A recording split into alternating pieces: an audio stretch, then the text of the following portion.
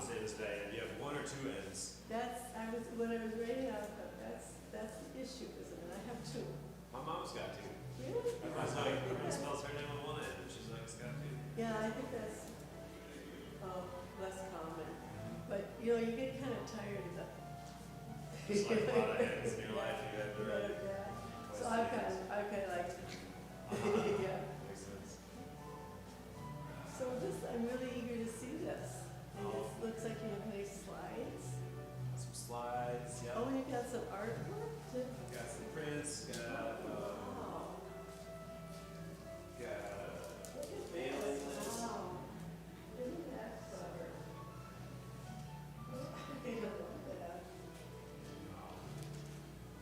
I love that. Wow, I don't think I've really did anything like that. What'd you say? With somebody throwing wine at somebody. You never seen a painting like that? No, I haven't. Isn't that related to this artwork? Yeah, it's all kind of modernized. It must be. Yeah. So Yeah, they're that's. all related to the caption. The caption's on the back, I think. Oh. So, like, you kinda- need it. Okay. Kind of That's explains. nice. Some are like less of a literal connection than others. But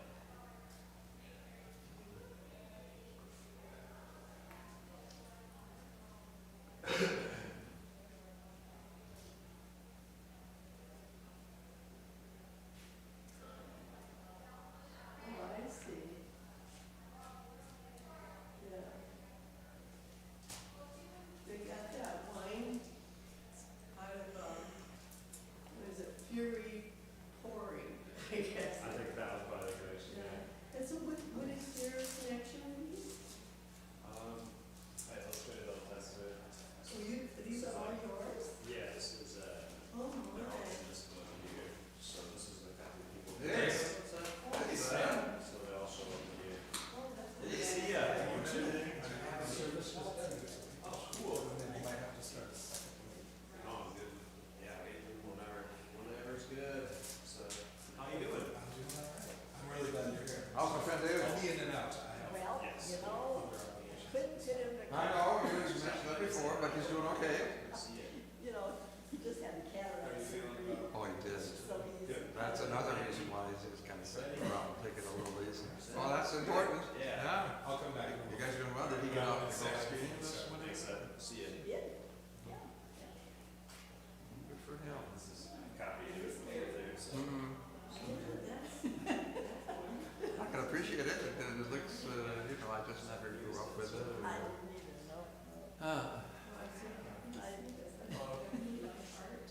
Oh, You cool. don't get a lot of art. So I walk. You I figured it's funny, your lovely Yeah. little place over there. Yeah, over on that, yeah, And it's always a mystery and Yeah. look in the windows. yeah, yeah. Such a cool spot. So here's the artist I see, This is Sam, that's right. Yeah. What's your name? Rhonda. Rhonda? Cool. We named our car Rhonda the Honda. So, I know Rhonda. Like a CRV. Slash My kid's favorite song. Because was of Grow the Up with reception Tony for Rhonda. Madeline and The 95 just getting out, So my guess that's is why it's gonna be a slow trickle. Oh, really? And So, one time. Delaying for a few minutes, if you feel comfortable, would Yours be. and Keelan's, and that was his favorite song. Oh, really? I don't know if it still is, but I sure remember. Yeah. Okay. Probably, yeah. I leave it to you It's a good three. song. I'm just noticing, From Sam. my guess is people are gonna go there, eat their cookie, and then go to their places. Thanks for coming. Yeah, cool. What's your name? Do you want a cookie? Ramona. Cool. Bad names. Ramona, Diane. Always. I know Bryce already. Sad. So Seth was just saying that there's a goodbye little reception for one of our staff people Oh, okay. right now. So a number of people over there, but the people in Chicken, so we'll wait just a little bit to Yeah. start a little later and this, Great, yeah. yeah.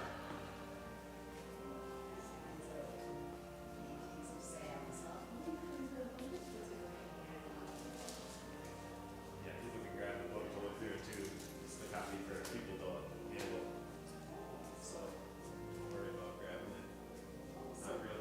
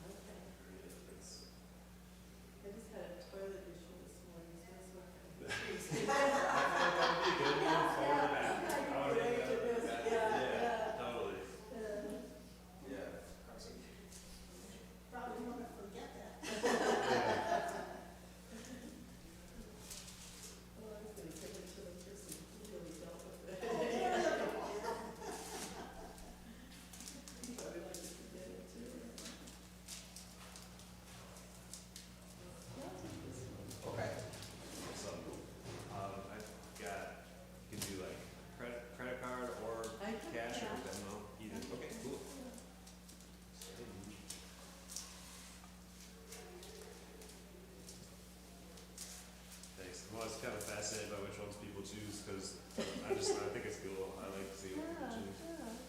It's not always what you expect in school. Well, some would do that except for the drama we had this morning.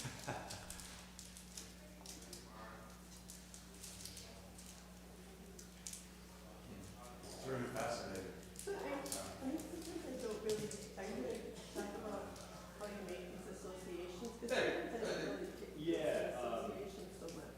It's more about like Shane, you know, like a modern version of Shane, you know, like Shane's glory to see. It's just like a personal moment, you know, like when you play with toilet, you're just And like, so I'm glad I, man. yeah, Yeah, it's not always, thank you so much. sure. Yeah, a lot of it's like kind of loose associations, kind of going with subconscious a little bit and pulling from the depths, just making connections between Yeah, the that's two great. eras. Yeah, I did think of Shane. Uh-huh. Yeah. Yeah. Yep. Long time? No, since something. Oh, that's right. That's right.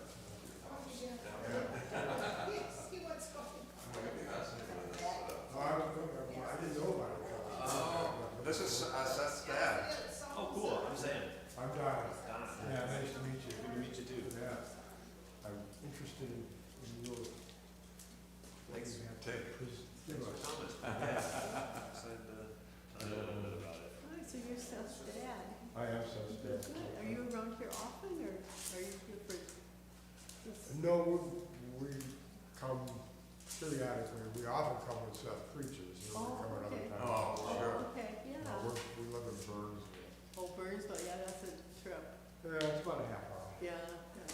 So it's not one of those things we do every Sunday. But Yeah. we watch if we're not here. We watch it. Oh, online. that's great, yeah. Yeah, good. It's good to support your son that's a preacher, seeing him on the screen and in person. It's cool. Tune into it. I think he's, and I hit my box. Hi, He's guys. a good preacher. Yeah. Yeah, he is. Yeah. And I think he's a good pastor. He's good at connect. He's good at A connecting. lot of cooking people out there, that's why we're waiting a little bit to start, a little bit later. Nice presence. Uh-huh. Yep. Well, he has that drama background. I mean, you Yeah. can really see it in Yeah. what he does. Yeah, yeah, it's kind of I mean, even interesting. when he does the messages of welcoming, you know. Yep. Yeah. Please take pamphlets or business cards, and that's my mailing list if anyone wants to sign up for a newsletter. On that notebook. If anyone wants to sign up, send out a newsletter like once every few months. It's not like that. Should I go do like a round and say, hey, everybody? They're all ancient cookies, there's a big bunch out there at that reception. Well, I think we should get rolling anyway. Okay, sweet. The people will just go. Yeah, and as I said, there are a lot of people online anyway. Oh, Okay. yeah. So, well, I don't even need this. Okay, hi. I'm Bryce Hamilton on the Forum Committee. Welcome, everybody. I've been in touch with Sam for quite a while. A number of months. Been looking forward to the presentation for a long time. So we're here. Yes. So I'm just going to give a little info. What Sam has written, I think is fascinating. Title of what he's going to be saying is the Illustrated Old Testament, and as he writes, he'll discuss his relationship with the Old Testament, having spent a decade. He can tell you about that, illustrating lesser-known passages that focus on idol worship, horror, beasts, and celebration. And Sam paints comical scenes depicting flawed but complex individuals exploring the human spirit in all its glory, clashing against our self-destructive appetites for exploiting each other and pillaging the natural world. So, quite fascinating. Anyway, clap your hands for Sam. Thank you. All right, thanks so much for coming out today and for giving me this opportunity to be here. My name is Sam. I illustrated the Old Testament, and I'm here to talk a little bit about that. But before I get too far into anything, I'll open with a little slideshow to sort of familiarize you with my project, and then I'll talk briefly about a few themes that run through my illustrations and tell you about where I'm trying to take this project. And then we can all have a conversation, hopefully. Sound good? All right, so in 2014, I began illustrating the Old Testament. I thought it would take 1 year, but it took me about 7 years of painting, and then to make about 260 illustrations, and then 1 year working with my publisher, 1111 Press, for the book to be made. So here's the book. There's a copy over there for you to look through if you want, and this is the frontispiece from it with like little vignettes of the characters, some of the characters that appear in it. And I'll show you some of the paintings for this slideshow that show the progression of my style as the 7 years went by. And I'll read some of the passages that inspired these paintings so you can get a sense of the type of connections I was making throughout. This one's Genesis 1:28. Be fruitful and multiply and replenish the earth and subdue it, and have dominion over the fish of the sea and over the fowl of the air and over every living thing that moveth upon the earth. So yeah, this is the very first painting, and I made it before I even conceived this project. I just had this painting, and it fit with that passage, and it kind of sparked the whole project. So this one's Genesis 49:3. Reuben, thou art my firstborn, my might, and the beginning of my strength, the excellency of dignity and the excellency of power. Unstable as water, thou shalt not excel, because thou wentest up to thy father's bed, then defiledest thou it. He went up to my couch. But I'm not going to read all the passages here because that would take a while, but I'm just trying to get you a sense of the connections. This one's from Numbers 3:11.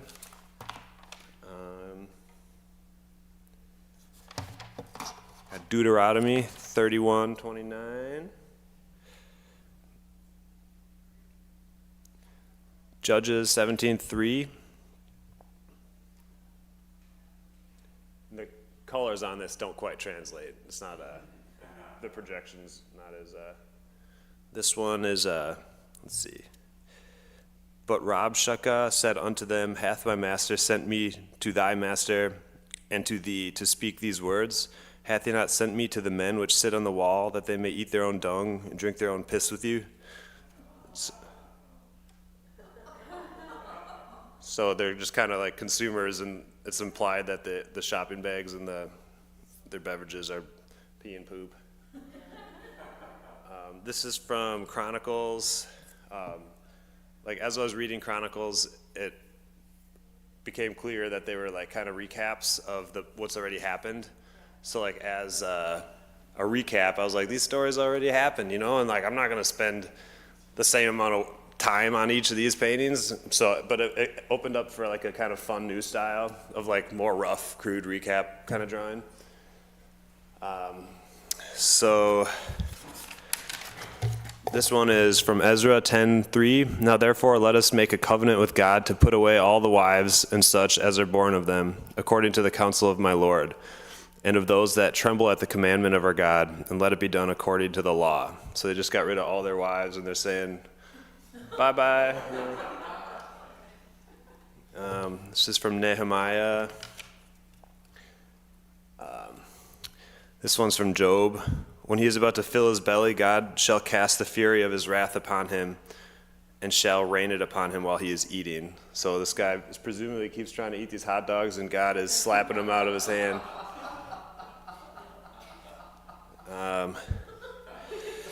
This is from Psalms. They soon forgot his works. They waited not for his counsel, but lusted exceedingly in the wilderness and tempted God in the desert. Proverbs, the Lord hath made all things for himself, ye, even the wicked for the day of evil. So this one's just like a Tupperware party, like all the plastics and stuff. Nearsightedness of making all these plastics, and landfills and stuff. Ecclesiastes, the words of the preacher, the son of David, king in Jerusalem, vanity of vanities, saith the preacher. Vanity of vanities, all is vanity. He's like kind of painting himself, how he wishes that he was, like running on a beach, and then I just like had him in this moment painting the penis, you know, because it's always a funny moment when you're like painting and you're at the the genitalia part. It's always just kind of like a funny moments. That's the where I captured that. This is from Isaiah. No, it's not Isaiah. Wait, where am I? That was, well, this is Ecclesiastes. Lamentations. The elders of the daughter of Zion sit upon the ground and keep silence. They have cast up dust upon their heads. They have girded themselves with sackcloths. The virgins of Jerusalem hang down their heads to the ground. So it's just like a somber passage, and they're like, there's a beached whale and an oil spill, and they're all trying to like still have a beach party, but it's just not the same. So, Ezekiel. We'll get through these so I can keep talking. This one's from Daniel. Micah. They shall lick the dust like a serpent. They shall move out of their holes like worms of the earth.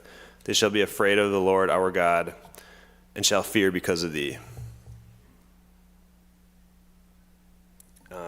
This one's from Zechariah. It was like one of the last 3 paintings, and my 3-year-old was just born, and I remember painting this. He's 3 now, but I was rocking him with like on a bouncer with my foot, finishing these paintings because I tried to get it done before he was born, but I couldn't work fast enough.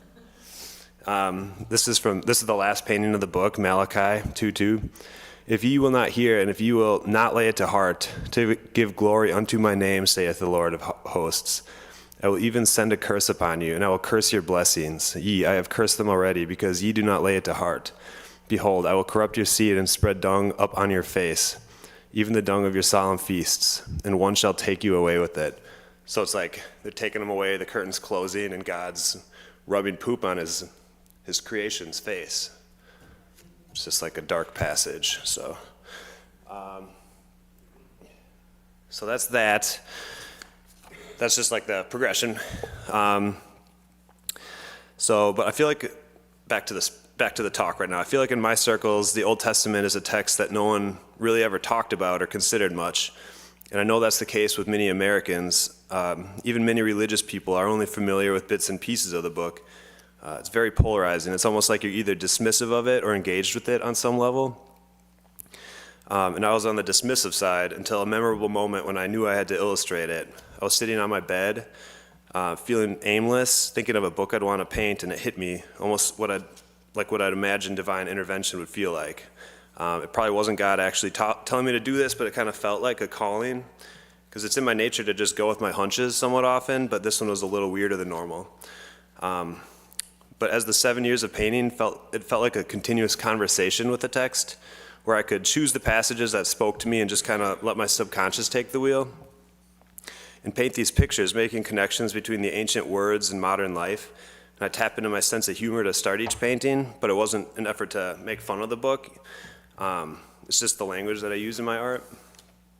I like to keep my process playful, even if I'm attempting to tackle more complex and darker themes unique to humanity. The humor helps keep me grounded.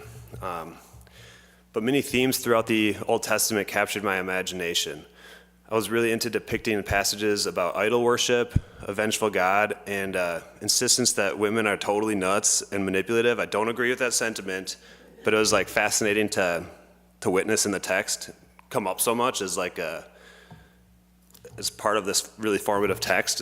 And then to like base a society kind of on it, it was just kind of fascinating. So, but I gravitated towards depicting some of that imagery. I was also into the descriptions of food, music, and dance, and evil befalling people that stray from God. I got to be kind of obsessed with how God often tortured people, like his most special creation. He tortured whole groups of people in this book, and the generations of people that came after him because of what a previous group of people did. He just punished people all the time. And like I said, I became a father a few years into this project. And I think especially because I'm a dad, I've thought about the concept of punishment a lot, because it's really hard to control your kids to get them to do what you think is right for them and to keep them safe, because they're always acting selfish and crazy because they're little kids. Mine are 3 and 6, but you can't hurt them to teach them lessons, like how the Old Testament God hurts his children, because abuse creates broken people. And like all the modern studies are very conclusive about the effects of violence and trauma on people's developing psyches, and people at any age. It's just not good for you, you know? So I thought about that a lot, and this next slideshow depicts a few instances of how I portrayed the violence that flows heavily through the text. Violence towards people, animals, and threats of violence. I don't like to paint violent scenes, so I usually found workarounds. So let me pull this up here. How do you make it big? Well, I don't know. Okay, maybe I can click on this. Oh, there we go. Sorry, technical difficulty.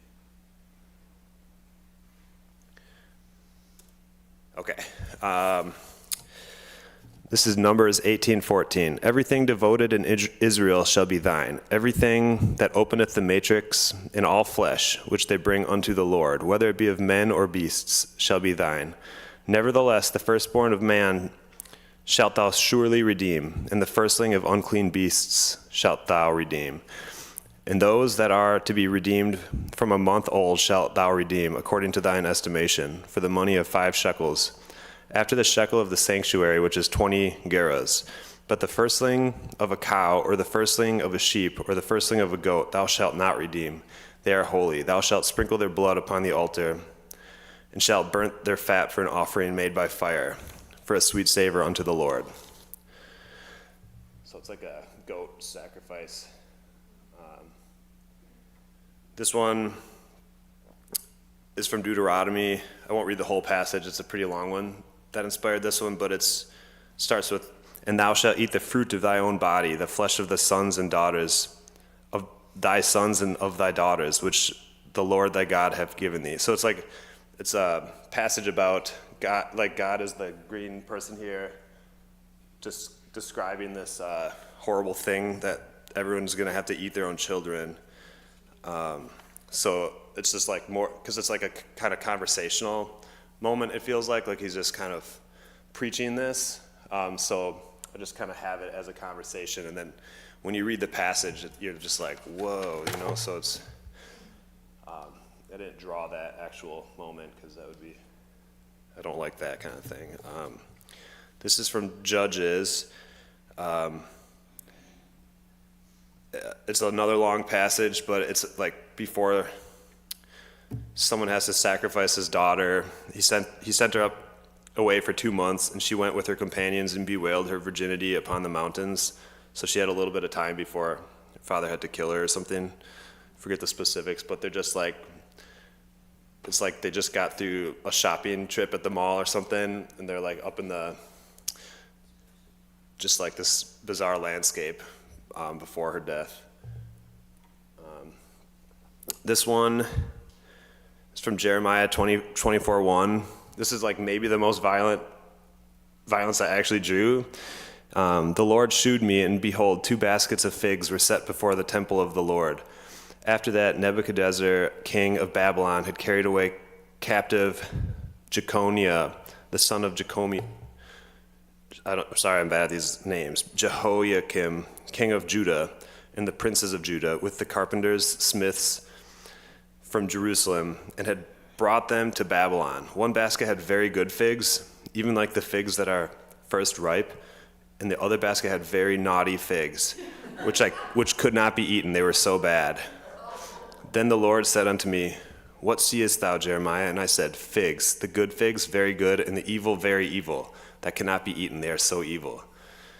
So it's like one of my favorite passages that I read. It was like, what? So the good figs are in this like pristine woven basket of reeds or whatever, and the naughty ones are just like drinking and peeing on the ground and throwing up and like wielding knives and hurting each other because they're so naughty, you know. This one's from Zephaniah.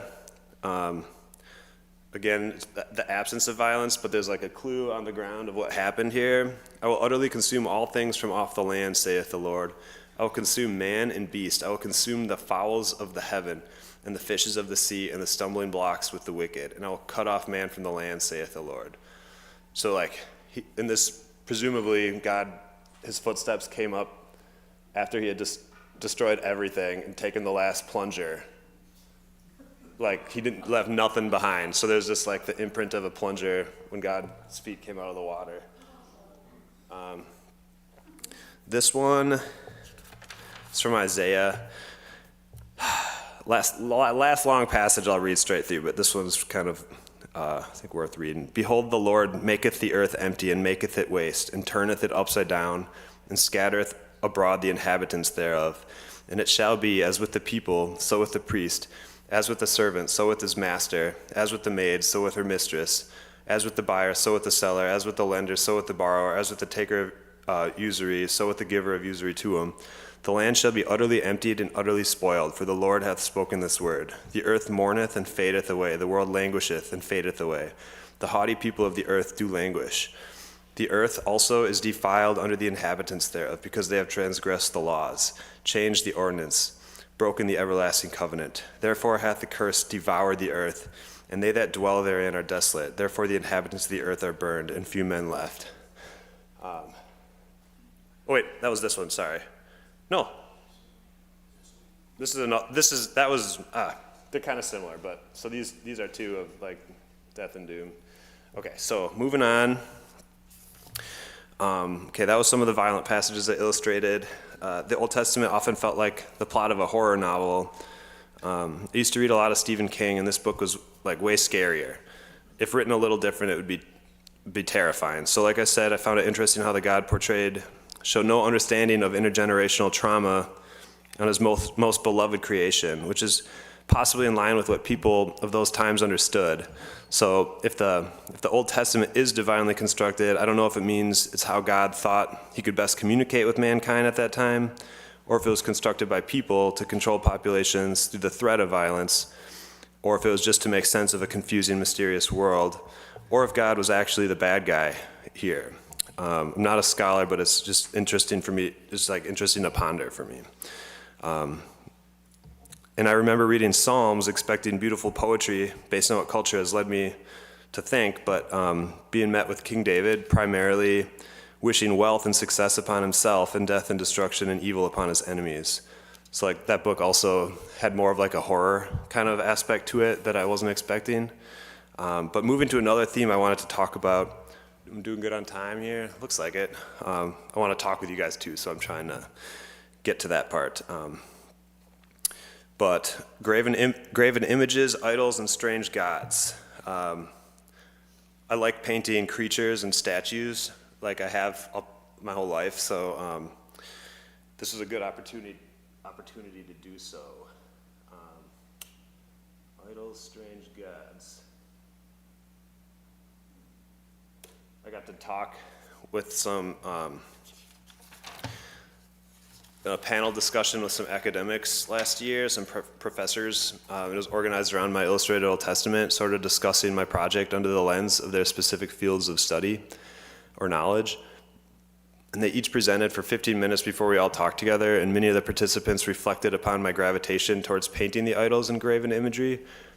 They sort of put it into the context of how the book specifically says not to make art about it or you'll face the wrath of God, but how the imagery in the book is so rich that the words practically beg to be illustrated, so much so that people couldn't help themselves. There's so many illustrated Bibles that have been made throughout history. So here's a few of my idol paintings. Let's see, idols. I'm not going to read all the passages again. But this one's from Deuteronomy. Cursed be the man that maketh any graven or molten image, an abomination unto the Lord, the work of the hands of the craftsman, and putteth in a secret place. And all the people shall answer and say, Amen. So this is like a hidden little door with an idol hidden in it, just like a little gold guy. Some more. These are cows, like the passages about cows. I think idols of cows or something. This one is From Jeremiah, a drought is upon her waters, and they shall be dried up, for it is the land of graven images, and they are mad upon their idols. Therefore the wild beasts of the desert, with the wild beasts of the islands shall dwell there, and the owls shall dwell therein, and it shall be no more inhabited forever, neither shall it be dwelt in for generation to generation.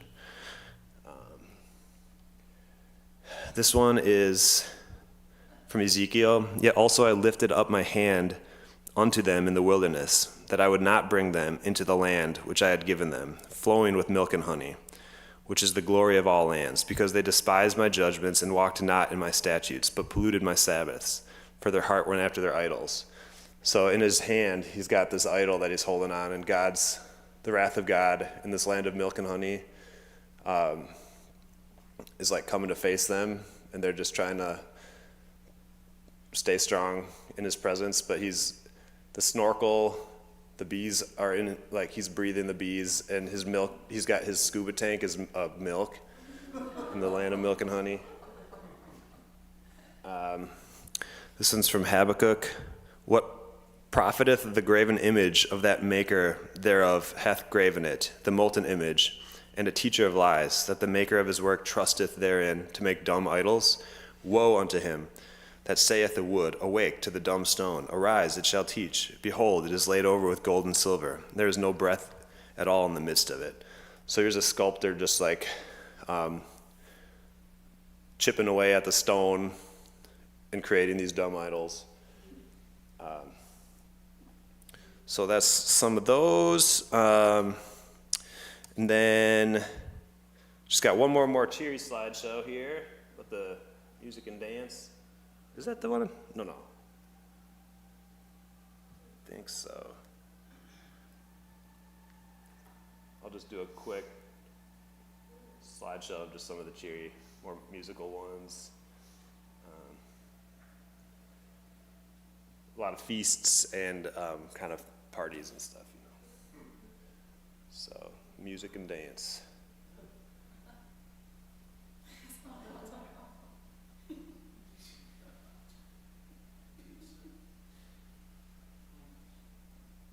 All right. So just a couple more things about the project before we all can start talking together. This last slideshow here is about the places this book has taken me and where I'm going with it.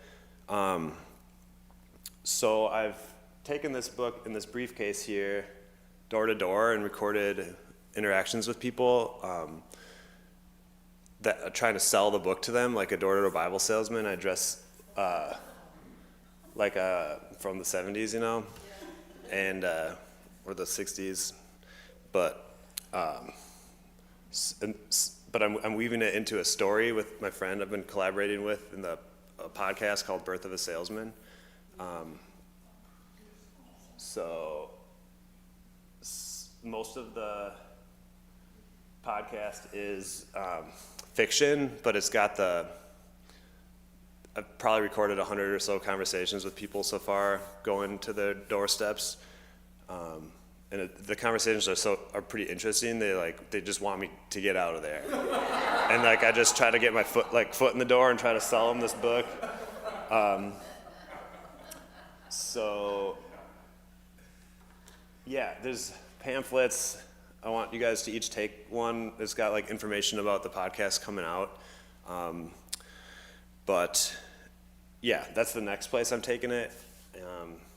There's 5 episodes, each about 40 minutes long, and it's just people that help me because the premise of it is I want to sell 100,000 copies. I want the Pope to buy one, and I want to sell the originals to the Vatican for $1 million. That's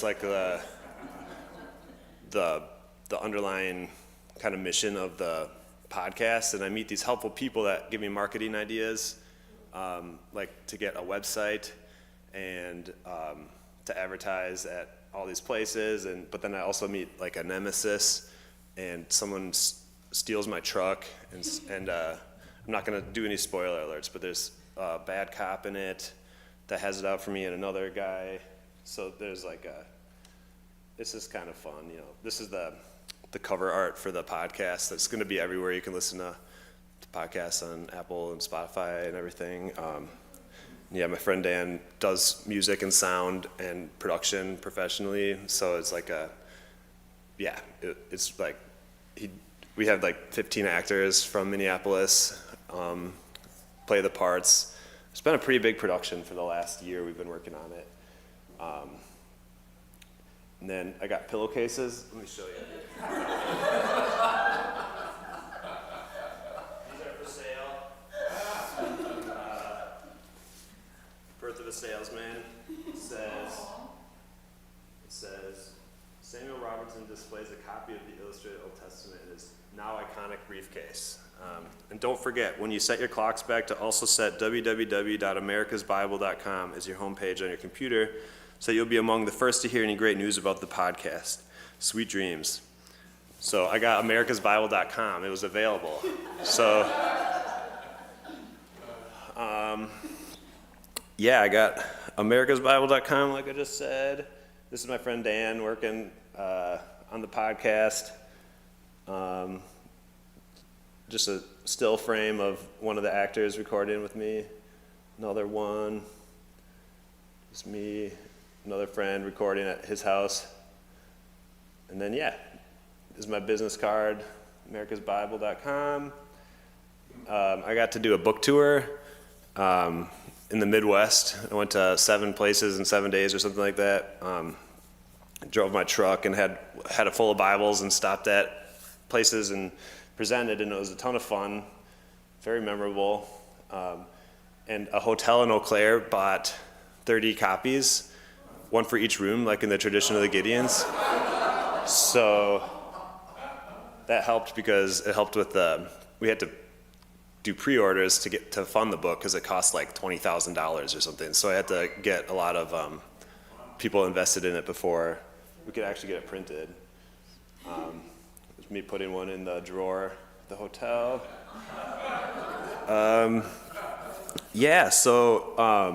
Just wanted to, before we start the conversation, I just wanted to say there's books for sale. They are $130, but I can sell it for like $115 today if you guys want one, because you're here and I appreciate you guys. Pamphlets, every pamphlet must go. You should take some for your friends and family. I just got these made for this. Take some for friends, yeah. There's info about the podcast and a bunch of links to things. There's business cards, and then on my notebook, it's a mailing list, so I'll send you guys emails if anyone wants that, like a few times a year. Pillowcases, prints for sale, $20 each.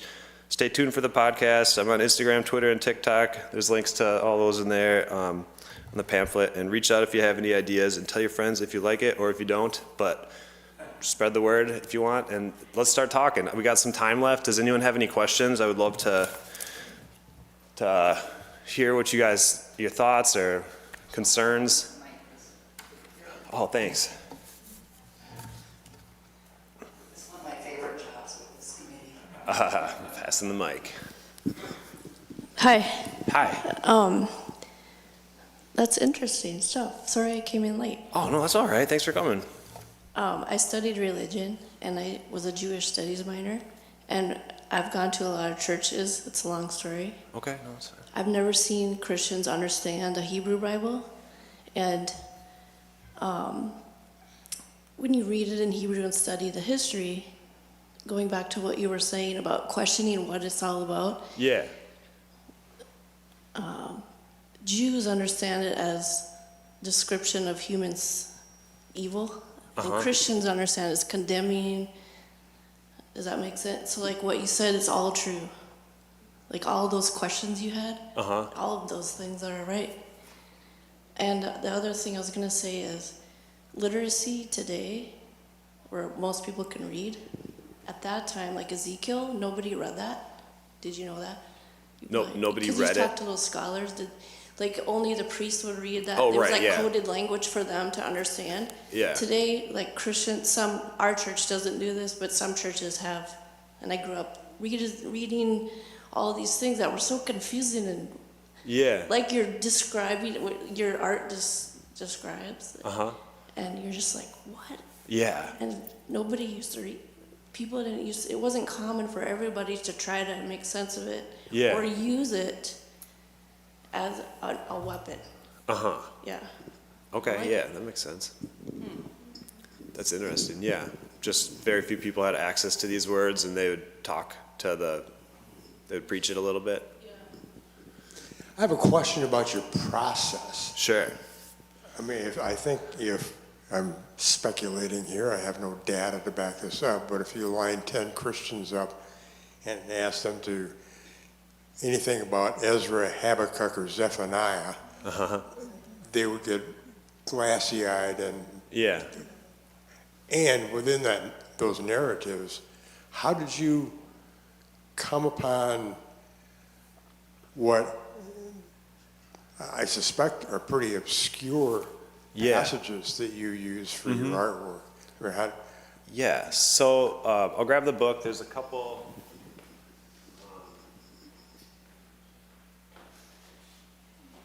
things when I had to decide the spacing of it because I wanted it to be a picture, an illustration, and the text the whole way through. So it's like illustration, text, illustration, text. Because the Bible I was working on, I realized I had to space it about every 3 pages of that book that I was referencing. That was one limitation, so I wasn't gonna.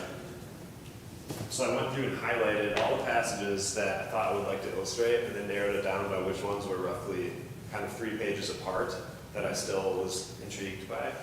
did you, it sounds like you read a great quantity of the Old Testament. Yeah, I read the whole thing to do it. Okay, so you stumbled, perhaps, maybe that's not the right word, but came across passages that most people wouldn't even recognize. Yeah. Because you read it all.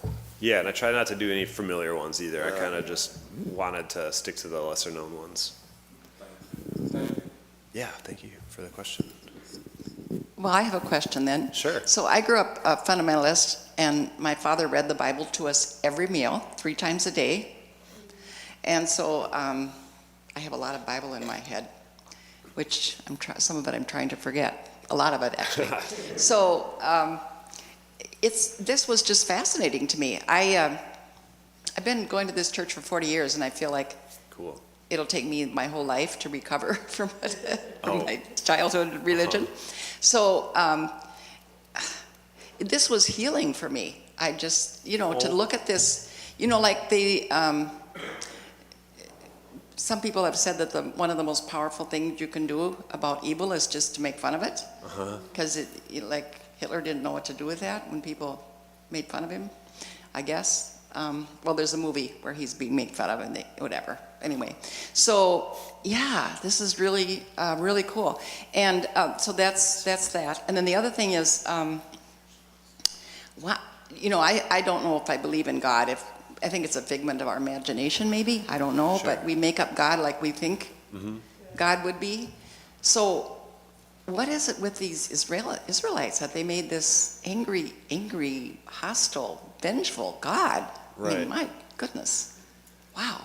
Yeah, It's ridiculous. I mean, it's scary. It's a question if it was divinely constructed or if I don't know. I don't think, just personally, I don't think that it was like necessarily. I don't know. I feel like people were in touch with something at that age, and like maybe some of them had visions or something to produce this. But it does feel like a very controlling text, and like that there are real good rules and guidance to follow. That it's not all dark, obviously, but just just like it's really come into focus for me with kids, and just like really seeing these people these little people grow up, and like just thinking about like how dark it is that like there's so much abuse and stuff, but how hard it is to get them to do what you want. But then it's like, why are we even trying to get them to do this stuff, and how important is it? And like to the point where we would hurt our children, and then just like thinking that a whole culture is founded on this text, even if it's like at this point in most of our subconscious that we're not even consuming it, but like it's so foundational and rationalizes the cycles of abuse and trauma and like power grabs, just like dominating each other. And then I feel like the obvious conclusion of this mindset, if you're reading it literally, if you're not like making, not excuses, but just like trying to rationalize what it means and like read it as a living text and learn from it, and like if you're just reading it literally, it's like this world of war and like consuming the world for our, like that first passage of dominating the animals that there are is to subdue. It's like that kind of mentality just seems very like, the trajectory seems so clear that it would end here with us like in perpetual warfare and not in touch with the nature where we came from. Whether or not people are enlightened reading this and seeing the bigger picture or not, but it seems like the most potent tool you could ever have to do this to the world and to take power and stuff. But I don't know. Not a scholar, just So I'm just fascinated by this. And beyond and outside the religious connotation, I'm just fascinated by your head, your artistic creativity. It's just mind-boggling to me. I've never seen anything like it. The color, the images, just that style and all. I'm wondering, what are you doing now artistically with painting and, perhaps outside the biblical stuff, but, how are you keeping going, because you've got so much in your head and you're so creative. I'm fascinated. Thank you. Thanks, Bryce. I guess just trying to see this project through, and writing the script was really fun. I've often like bounced around mediums. So I guess this is wherever the inspiration is at the moment. And right now the writing is feeling good, and turning this into a story, kind of the door-to-door salesman kind of thing. And I don't know if I'll get back to painting in any large capacity or if it'll move to other things, because I used to do sculpture and music, and I put all that aside to focus on the illustration, and now I'm trying to like get it out in the world, but also have fun doing it with this fictional story. So I think that's just kind of where I'm at right now. I'm not sure if I'll paint. On the theme of that I mentioned earlier, so a comment first. So it's kind of like we're going to teach people to be nice by treating them badly. Yes. It doesn't make sense. Yeah, I was just talking with we're my going to friend abuse you yeah. to teach you not to abuse people. I was talking with my friend about it yesterday, and he was just like, I asked him if he got spanked. I was talking about my boss says that at my work, that spanking is okay. He doesn't do it like, he makes sure to clarify, not all the time or anything, but like, just that, yes, you should spank your kids, because like, I think I was talking because my kids have been saying the F word sometimes, and we're stopping, we're figuring out how to stop it, but it's not through abuse. And he was like, I would spank my kid if that ever came out of their mouth, and I'm just like, what does that teach them? Like, that, then it just puts more power in this word that they'll soon forget, like it's a phase. And then I was talking to my friend about it, and he was like, my parents would wash our mouth out with soap. Mm-hmm. And they'd say you have a dirty mouth. And like, we're just like thinking about, and he was just like, as a kid, like, what is going on, like why, like kids don't understand that. It just becomes like you're just messing with them, and just, yeah, it's just not, it's like the most childish thing to do. Cause like when you get to that, everyone gets like furious when their kids are like, you can't get them out the door for something, but like, it just seems so backwards and so accepted in, yeah, I mean, everyone does their own thing, and it's not like, I'm not putting judgment, like a lot of people think spanking's fine in like moderation, but I'm just like, not. It's kind of like the penal system. We kill Exactly. people to teach them that killing is wrong. Killing Yep. is wrong, and Yep. we're going to teach you by killing you. Yeah. But, It's just- and the other thing, the other question is, just a wonderment I guess I have. I wonder if, because I don't know a lot about it, are all the religions this violent, or is it mostly just Judaism and Christianity?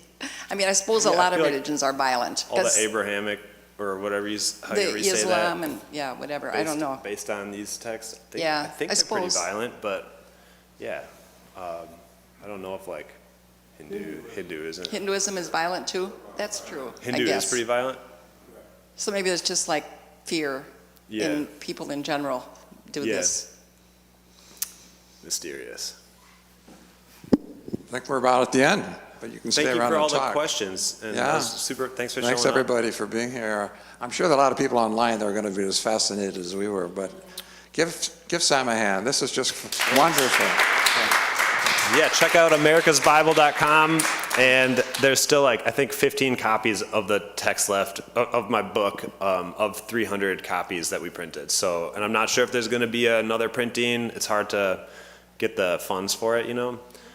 So if anyone wants it, they're running out. So, and they're on sale today for $115 instead of $130 if anyone wants one. So everybody, next week, Louise Mattson, who's the head of the Minnesota Division of Indian Work, is going to be here to talk about the agency's work, its initiatives, its successes, and obviously its many challenges. So hope to see you next week. Thanks again, Sam. Take care. Thank you so much. Thank you.